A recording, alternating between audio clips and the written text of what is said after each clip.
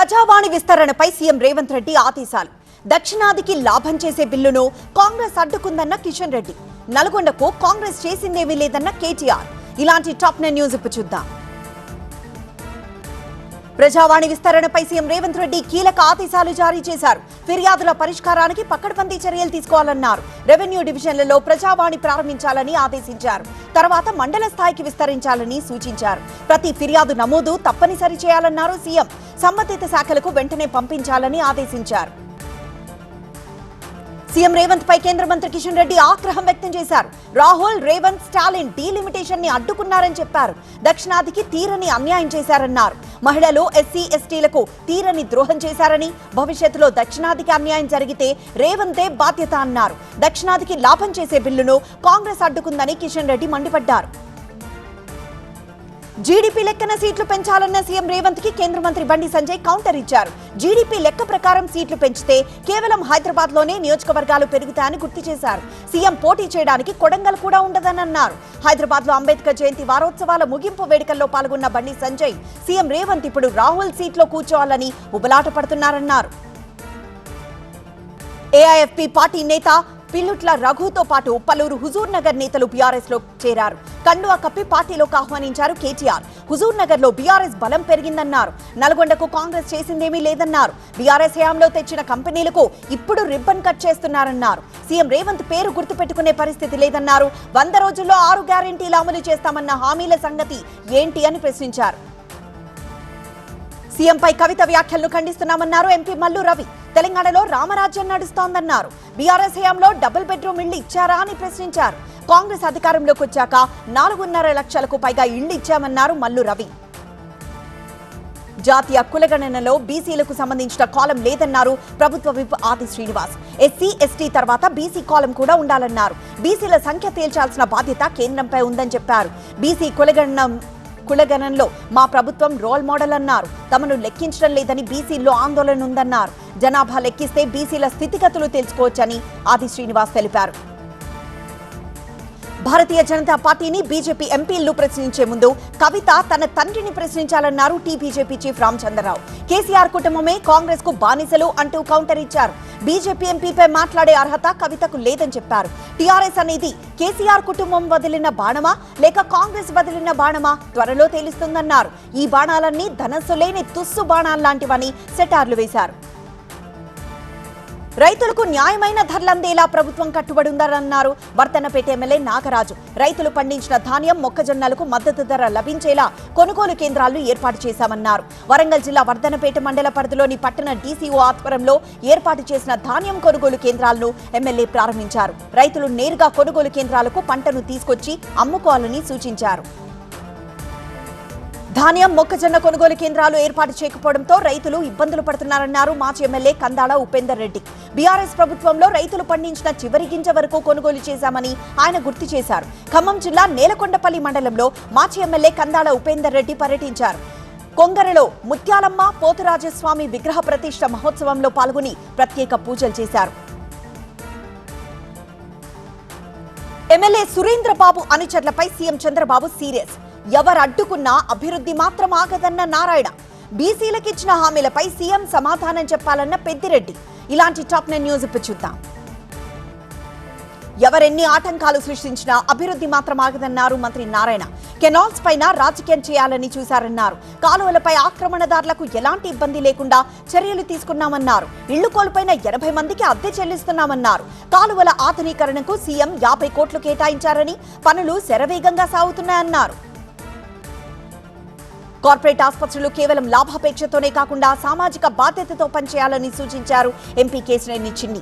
గతంలో ఆరోగ్యశ్రీ నిర్వీర్యమైన తరుణంలో కొన్ని ఆసుపత్రులు మానవత్వంతో స్పందించారని గుర్తు చేశారు. విజయవాడ సెంట్రల్ నియోజకవర్గంలో గొట్టుముక్కల ఫౌండేషన్ ఆధ్వర్యంలో మెగా హెల్త్ క్యాంప్ నిర్వహించారు. ఈ కార్యక్రమానికి ముఖ్య అతిథులుగా ఎంపీ కేశినేని చిన్ని, ఎమ్మెల్యే బోండా ఉమా, మాజీ ఎమ్మెల్సీ అశోక్ బాబు హాజరయ్యారు. ప్రైవేట్ ఆసుపత్రులు కమర్షియల్ అనే భావనను విడిచిపెట్టి పేద రోగులకు ఉచిత సేవలు అందించేందుకు ముందుకు రావాలన్నారు ఎమ్మెల్యే బోండా ఉమా. ప్రభుత్వ ఆలోచనలకు అనుగుణంగా గొట్టుముక్కల ట్రస్ట్ ఇలాంటి సేవా కార్యక్రమాలు చేపట్టడం అభినందనీయమన్నారు. పెట్రోల్ డీజిల్ కష్టాలు ప్రభుత్వ వైఫల్యమన్నారు వైసీపీ నేత పేర్ని నాని. ఇలాంటి కష్ట సమయంలోనే చంద్రబాబు అనుభవాన్ని వాడాలన్నారు. ప్రజలు ఇంతగా ఇబ్బంది పడుతున్నా కేంద్రంతో మాట్లాడలేరా అని ప్రశ్నించారు. వైసీపీ నేతలపై ఈడీ దాడులు చేసేందుకు పలుకుబడి వాడతారా అన్నారు. కూటమి అధికారంలోకి వచ్చాక బ్లాక్ మార్కెటింగ్ పెరిగిపోయిందని చెప్పారు. 2047లో ఏదో చేస్తానంటే అప్పటి వరకు ఎవరు బతుకుంటారో తెలియదన్నారు నాని. బీసీలకు ఇచ్చిన హామీలను ఎందుకు అమలు చేయలేదో ముఖ్యమంత్రి చంద్రబాబు సమాధానం చెప్పాలన్నారు మాజీ మంత్రి పెద్దిరెడ్డి రామచంద్రారెడ్డి. నమ్మించి మోసం చేసిన చంద్రబాబుకు బీసీలు బుద్ధి చెప్పాలన్నారు. ఎస్సీ, ఎస్టీ, బీసీ, మైనార్టీల సంక్షేమం కోసం జగన్మోహన్ రెడ్డి అనేక సంక్షేమ పథకాలు అమలు చేశాలని గుర్తు చేశారు. వెనుకబడిన వర్గాలకు మేలు చేయడంలో వైఎస్ఆర్ ఒక అడుగు ముందుకు వేస్తే వైఎస్ జగన్ 2 అడుగులు వేశారన్నారు. పండించిన పంటలకు గిట్టుబాటు ధర లేక అన్నదాతలు అల్లాడిపోతున్నారన్నారు మాజీ మంత్రి కాకాణి. ఈ 2 ఏళ్లలో రైతులకు నష్టాలు తప్ప లాభాలు వచ్చిన దాఖలాలు లేవన్నారు. మొక్కజొన్న రైతులకు పెట్టిన పెట్టుబడి కూడా రావడం లేదన్నారు. రైతులు ఆత్మహత్యలు చేసుకుంటున్నా చంద్రబాబు అమరావతి అంటూ తిరుగుతున్నారని విమర్శించారు. కోనసీమ జిల్లా వివి మెరక గ్రామంలో నవయాన బుద్ధ విహార్ను అమలాపురం ఎంపీ హరీష్ బాలయోగి, స్థానిక ఎమ్మెల్యే దేవ వరప్రసాదరావు ప్రారంభించారు. బుద్ధ విహార్లో ఏర్పాటు చేసిన సామ్రాట్ అశోక్ చక్రవర్తి, అంబేద్కర్, బుద్ధుడి కాంస్య విగ్రహాలను ఆవిష్కరించారు. కోనసీమను బంగారు కోనసీమగా చేయడానికి తన వంతు కృషి చేస్తున్నానని ఎంపీ హరీష్ బాలయోగి స్పష్టం చేశారు. కడప మున్సిపాలిటీని దశాబ్ద కాలంగా దోచేశారన్నారు ఎమ్మెల్యే మాధవిరెడ్డి. ఈ 2.5 ఏళ్లలో కడప కార్పొరేషన్ను గాడిలో పెట్టామన్నారు. కడప ప్రజల్లో కొంచెం మార్పు వచ్చిందని, ఇంకా మార్పు రావాలన్నారు. పథకాలు పోతాయి, ఓటీపీలు చెప్పొద్దని ప్రచారం చేసేవారి మాటలు నమ్మొద్దన్నారు. తప్పుడు వ్యక్తికి గత 5 ఏళ్లు అధికారం ఇవ్వడంతో రాష్ట్రం అతలాకుతలమైందన్నారు. పలు జిల్లాల్లో పెట్రోల్, డీజిల్ కొరత. జనగణన 2027 పై కలెక్టర్ సూచనలు. కరీంనగర్ కలెక్టరేట్ ముందు ఏబీవీపీ దీక్ష. ఇలాంటి టాప్ 9 న్యూస్ ఇప్పుడు చూద్దాం. సిరిసిల్ల జిల్లాలో జనగణన 2027 ప్రక్రియకు శ్రీకారం చుట్టారు. ఈ క్రమంలో జిల్లా కలెక్టర్ గరీమా అగర్వాల్ ప్రజలకు పలు సూచనలు చేశారు. ప్రతి ఒక్కరూ తప్పనిసరిగా పాల్గొనాలని పిలుపునిచ్చారు. సరైన సమాచారం అందించడం ద్వారా ప్రభుత్వానికి అభివృద్ధి కార్యక్రమాల రూపకల్పనలో ఉపయోగపడతాయన్నారు. జనగణన విజయవంతం కావాలంటే ప్రజల సహకారం అవసరమన్నారు. జనగామ జిల్లా కేంద్రంలోని బతుకమ్మ కుంటలో హ్యాపీ సండే కార్యక్రమం నిర్వహించారు. మున్సిపల్ శాఖ ఆధ్వర్యంలో ప్రత్యేక యోగా, స్మైల్ ఫర్ హెల్త్, స్వచ్ఛ జనగామ లక్ష్యంగా తడి, పొడి చెత్త సేకరణపై అవగాహన కార్యక్రమం చేపట్టారు. కొత్తగూడెం జిల్లా అశ్వారావుపేట పట్టణంలో పెట్రోల్, డీజిల్ కొరతతో 3 బంకులు మూతబడ్డాయి. రేపటి నుంచి 20 రోజుల వరకు పెట్రోల్, డీజిల్ దొరకదు అనే ప్రచారంతో బంకుల ముందు పెద్ద ఎత్తున వాహనాలు బారులు తీరాయి. తోపులాటలు జరిగి ఘర్షణ వాతావరణం ఏర్పడడంతో స్థానిక పోలీసులు ఎలాంటి ఇబ్బందులు తలెత్తకుండా దగ్గరుండి పర్యవేక్షిస్తున్నారు. కొత్తగూడెం జిల్లాలోని పారిశ్రామిక ప్రాంతమైన పినపాక నియోజకవర్గంలో డీజిల్, పెట్రోల్ కొరత ప్రజలను వేధిస్తోంది. యుద్ధం కారణంగా ఆయిల్ సరఫరాలో ఇబ్బందులు ఎదుర్కొంటున్న కంపెనీలు 2 రోజులకు ఒక ట్యాంకర్ కూడా సప్లై చేయలేని పరిస్థితుల్లోకి వచ్చాయి. సప్లై తగినంత లేకపోవడంతో బంక్ యజమానులు కూడా పెట్రోల్, డీజిల్ సరఫరాపై పరిమితి విధించారు. మరోవైపు డీజిల్, పెట్రోల్ దొరకదన్న ఉద్దేశంతో జనం క్యాన్లలో తీసుకువెళ్తున్నారు.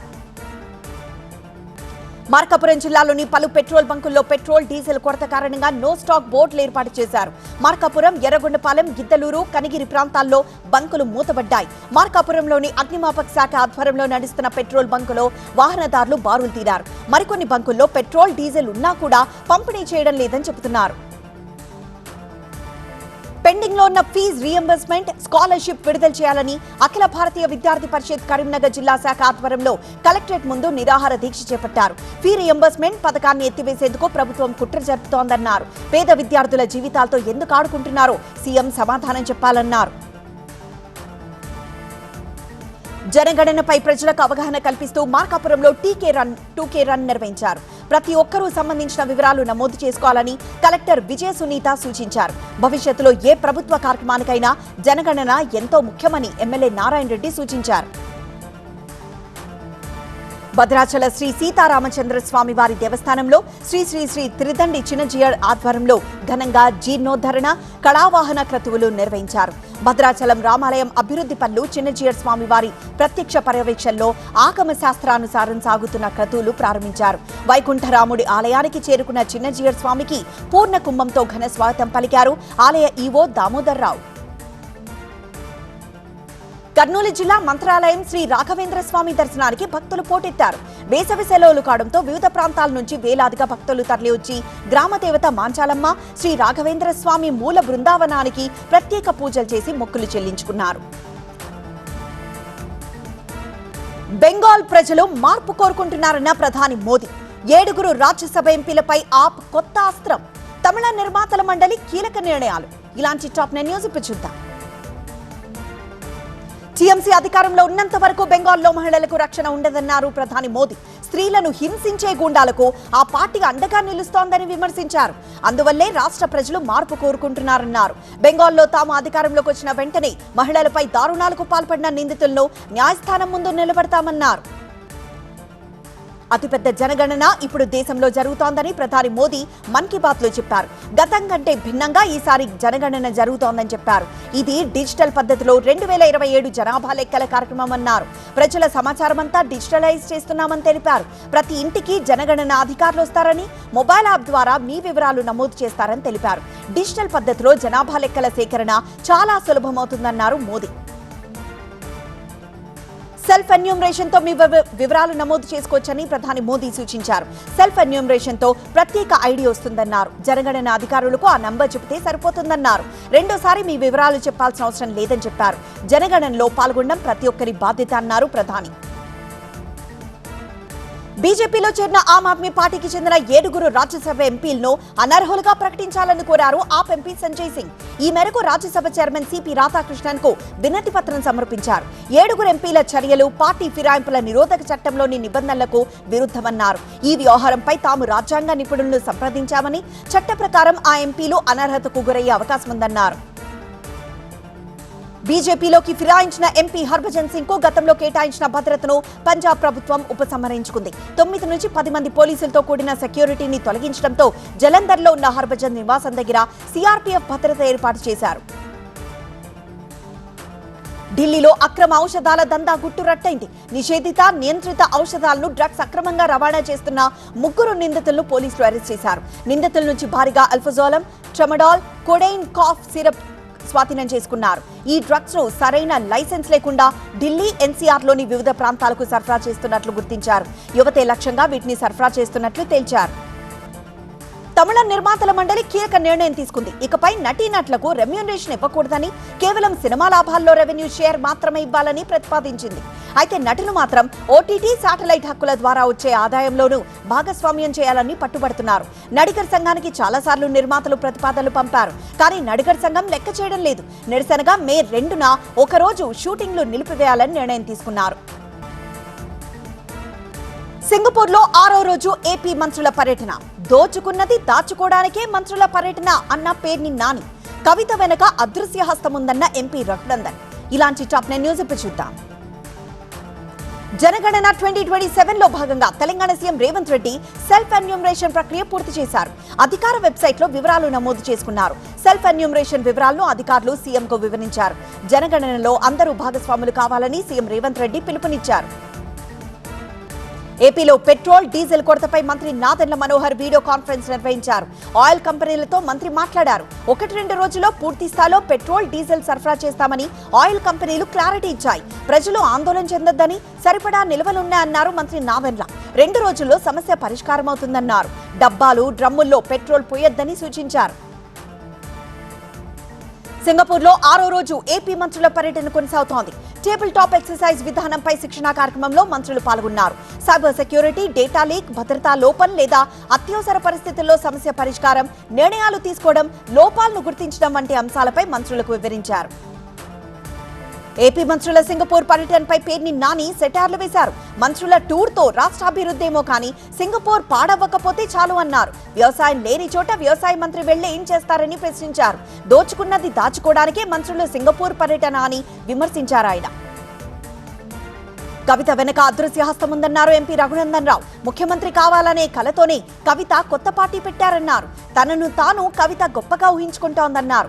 తమిళనాడు జయలలితలా తెలంగాణ అమ్మని అంటోందని, ఈ పార్టీతో అదృశ్య హస్తానికి సాయపడ్డం తప్ప కవిత చేసేదేమీ లేదన్నారు. ధర్మేంద్ర తండ్రి ఫిర్యాదుపై స్పందించారు అశోక్ రెడ్డి తండ్రి వెంకటరెడ్డి.